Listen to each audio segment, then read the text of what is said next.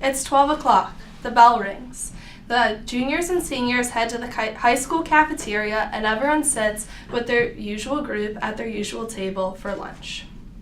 But today, it was different for my group of friends. It was one of my friend's birthdays, so she sat in the middle, we all sat together, we sang happy birthday, and she unwrapped her plates of brownies, cookies, cakes, and everything else that people brought her. Being gluten-free, I didn't partake. It's something I'm used to, it's not a big deal. My other friend, who's also gluten-free, was eating brownies, and having told me about her new gluten-free diet last week, I was kind of confused. So I asked her how it was going, how it made her feel, and if it was difficult at all. She said to me, "Well, I eat everything gluten-free other than dessert." I was so shocked. I didn't know how you could eat some things gluten-free and other things didn't bother you. However, this is not something that everyone can do. There are millions of people who are diagnosed with celiac disease every year and who deal with it every day. They deal with the cost, the stigma, and the physical effects of the disease. To start with, the cost. It is proven that gluten-free products cost 242% more than conventional food products of the same type. In addition, people who began shopping gluten-free saw their grocery bills rise from $90 to $130 a week. $40 is a big difference and a lot less clothes if you ask me.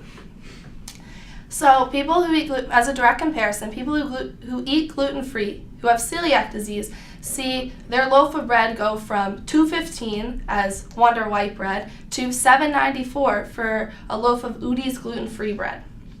Furthermore, restaurants often charge an additional $1 for gluten-free bread or gluten-free pizza. $1 one time is not really a big deal, but $1 every time really adds up.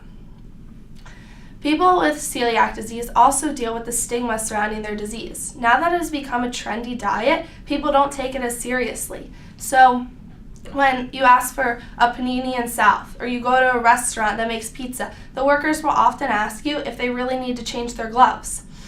It makes it seem like it's an inconvenience for them. The workers have to change their gloves and lay down a new piece of paper. Yes, it takes a little bit of extra time and might put them behind, but really, if they are helping people with celiac disease, because if they don't do that, they're endangering the lives of these people. And endangering their lives, people who have celiac disease will have nausea, headaches, vomiting, dizziness, stomach aches, and even intestinal damage that will last the rest of their lives if they ingest any gluten. Therefore, it's important to remember that workers should value their disease and treat it as any other medical issue. So, to help people with celiac disease, the FDA has put in place strict regulations for companies to be able to label their products as gluten-free. However, restaurants do not have the same kind of protocol. There's no overseer in the kitchen making sure that gluten-free products are produced in separate pans with separate silverware and there's no cross-contamination. Therefore, people with celiac disease cannot be sure that their products are really gluten-free. So by restaurants catering to the trendy diet and people who want to eat gluten-free just to lose a few pounds or be healthier, they're actually making the lives of people with celiac disease more difficult.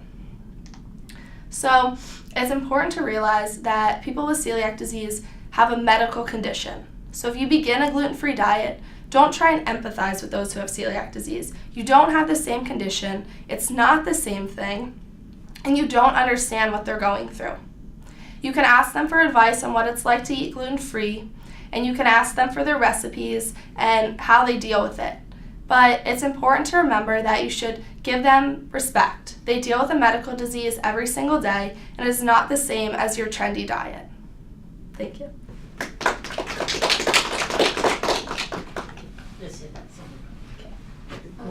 Press the silver button.